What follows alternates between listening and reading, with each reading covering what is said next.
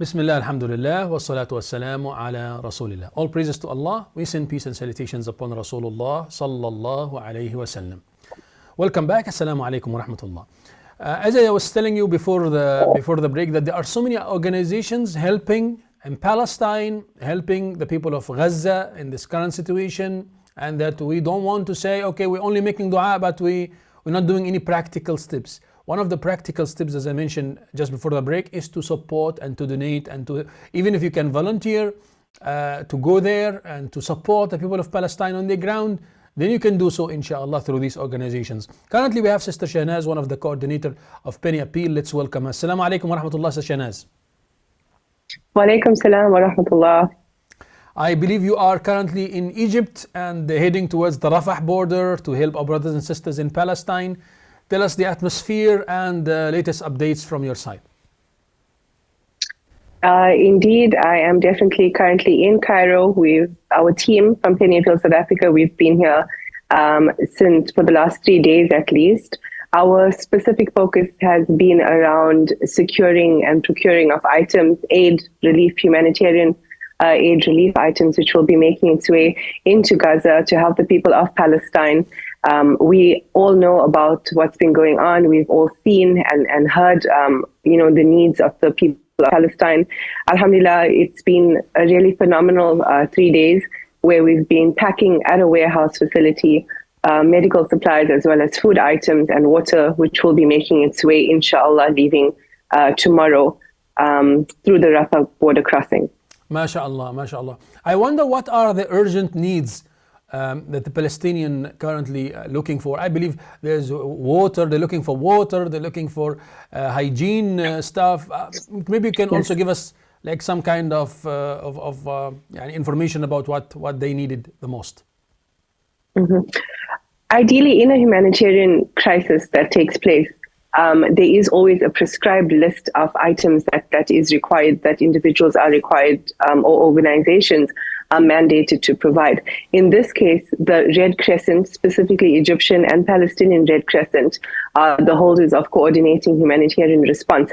And this is where we get an idea or an actual list of what is required for us to purchase to send in as aid. These are the only items that are accepted currently, and the lists are updated as the needs evolve.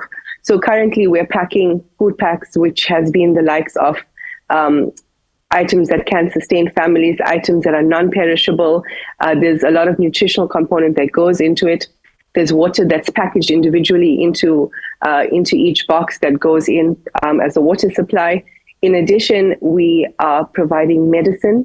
And the medicine, again, is based on a list that comes through from the Red Crescent, which is updated. The medicine is a lot around providing antibiotics. It's a lot around providing things like, last night I learned a special variant of calcium and vitamin D, which is needed specifically for children who have injured themselves and their bones require that nutrition in order to heal appropriately. We also packaged chemo IV vials that would be making its way for those individuals who have cancer and who haven't been able to access their treatment. I think we understand that as much as there's a humanitarian need for food and water, there is also a very dire need for people who have chronic medical conditions. And alhamdulillah, being able to send that medication off, it gives some little bit of comfort knowing that at least there will be some medication making its way through, inshallah. So definitely the list that comes through is what advises us on what needs to be purchased and what needs to be packaged and put in, inshallah. Mm-hmm. I would like to ask you maybe some technical question. How much does it cost to send a whole truck to Gaza? Currently, it's between the region of $30,000 to $40,000 to send an entire truck through into Gaza. That obviously includes, the items that go in. We also are looking at, in terms of the number of pallets. So the aid goes, once it's packed into boxes, the boxes are then put onto a pallet. And then all of these pallets specifically are loaded onto the truck. And so if you're looking at food and medication, you're looking at between the region of $30,000 to $40,000 per truck to go through. Sometimes you get those people who are maybe doubtful about what's getting in, etc. But of course, there are trucks that is getting in. But I would like you to explain the process. How do the truck get in, and does it get searched by the Israeli checkpoints? Maybe you can shed some light on that. We were fortunate enough as part of our vetting process to actually be able to meet and engage with some of the truck drivers. And, subhanAllah, that's another interview on its own. But the process in getting the aid through the Rafah border crossing, it is quite a tedious task. Once the boxes are loaded into the truck, it then makes its way where there will be, the truck drivers then sleep over or stay over in Larish. I hope I've said that correctly. Al-Arish. Al-Arish, there we go, Al-Arish. And after they stay over, they then drive a further, estimated, I'm told, 40 kilometers, where they go through to the Rafah border crossing on the Egyptian side. It then passes through an Israeli facility. And I'm going to explain a bit more on why I'm mentioning this. Once it passes through, the truck is then stopped. The items are examined.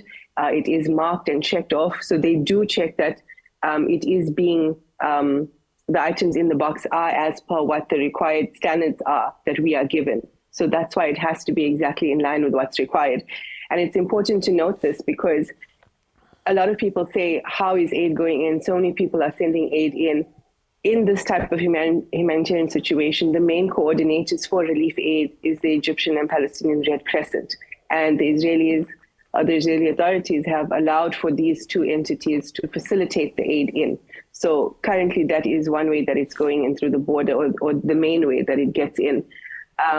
Going back to that, after it goes back or it's checked, it's then given its documents and papers to be able to go through. And then the drivers make their way through the Rafah border crossing through on the Palestinian side. So all of this is quite a process. There's no guarantee, we're told, that they'll be able to pass, immediately. It isn't really a seamless process. But what does happen is we receive notification once the truck has gone through and passed through to enter Palestine or to enter Gaza. And that happens with logistical arrangements, because once it passes through on the Egyptian border crossing side, Egyptian Red Crescent will then issue, there's a truck number as well as a logistics slip or a packaging slip, which tells you what's in the box. When it gets through to the other side, notification is obtained from our partners on the ground, and we match that to the truck number as well as the packing slip, if I can call it that in logistical terms, of what the contents are, what's inside. It's been received, it hasn't been received. We then get the status update. So alhamdulillah, for now, this is our way of understanding and satisfying that yes, the truck has made its way, or there's been a delay. And for now, I think within the conditions, this seems to be working, as we have seen more and more aid trucks, not just for us, but other entities pass through as well. Well, was there any kind of situations where the Israeli checkpoints rejected any of the humanitarian aids sent in the trucks? So far, for the times that we have been sending through, alhamdulillah, it hasn't been that we've had that scenario. We have had in the past, I think about 2 weeks or 3 weeks ago, a significant delay with one of the shipments that went through. The recent ones that have gone through, alhamdulillah, they seem to be going through without any hesitation. We have had instances or reports, and this comes through from speaking to people that are coordinating and people who are within the warehouses and the truck drivers. We have heard that in some instances aid has been taken out, it hasn't been allowed through. And I think primarily it has been because they've perhaps found a reason or a loophole to say that this isn't in line with what's allowed in to the territory, or of course, just being difficult about it and delaying the entire process. But primarily we're seeing definitely an increase in the number of trucks that are passing through. I think the ones that are not allowed in, I do recall there was a batch of medication which wasn't on the prescribed list, which was not allowed to pass through. And this is something that we were warned about by our supplier in terms of medical supplies, that it has to be according to the list that's provided by Red Crescent. MashaAllah. May Allah subhanahu wa ta'ala bless you and accept from you and all the team. Ameen. And may Allah subhanahu wa ta'ala protect you as well and protect the people of Gaza. Now to the most important question. How can viewers assist? How can viewers donate? You know, we've been talking about the situation as Pinnacle South Africa, myself, my team, we've been talking about it from a very far position, in my view, in terms of being in South Africa. And I've been feeling very helpless recently, you know, for a while since all this started. I think a lot of people feel that way. A lot of people feel that there's so much going on. How are we supposed to help? There's such despair. I think the best way we can is to understand that each of us play a role, regardless of who you are, you know, and your role doesn't have to, the role you play in helping the people of Gaza doesn't have to be that you're only donating or you're only going for protests or for marches.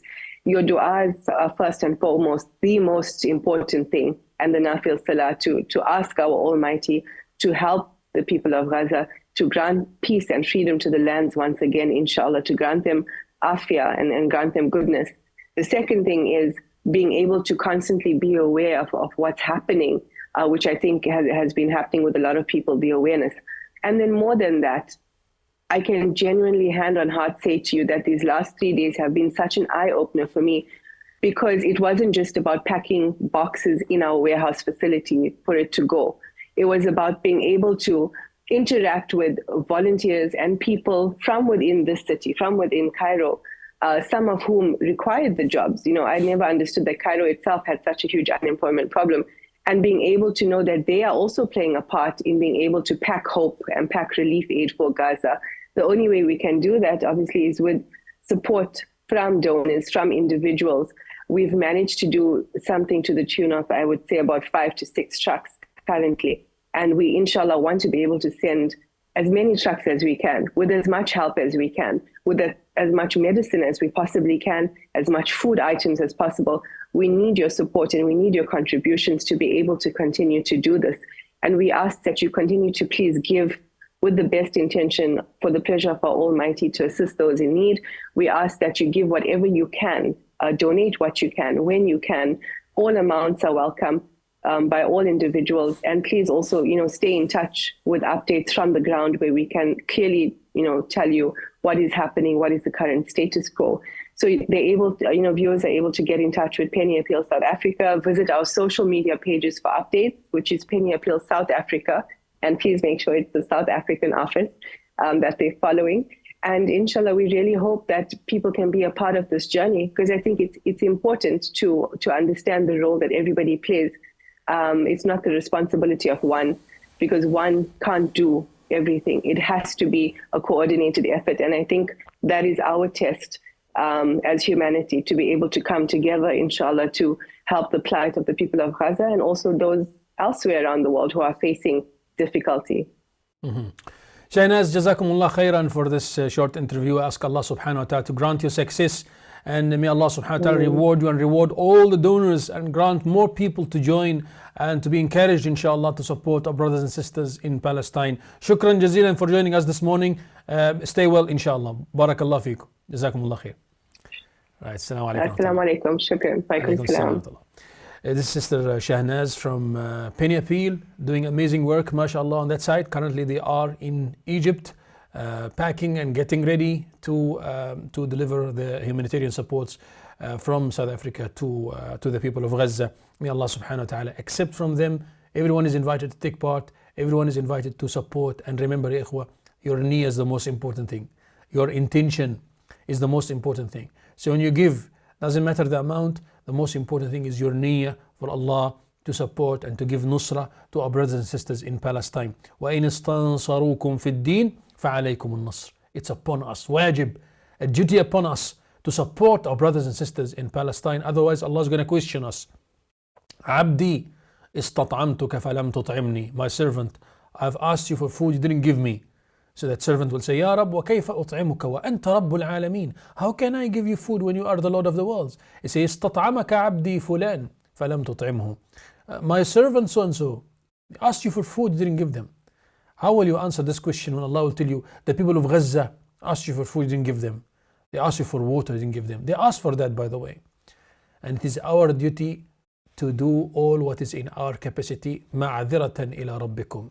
This is, Ya Rab, all what is in our capacity. Dua, sending support, financial support, raising awareness, putting political pressure, whatever in our capacity, let's do it inshallah. May Allah subhanahu wa ta'ala accept. Let us take another short break. We'll come back after the break. Stay with us.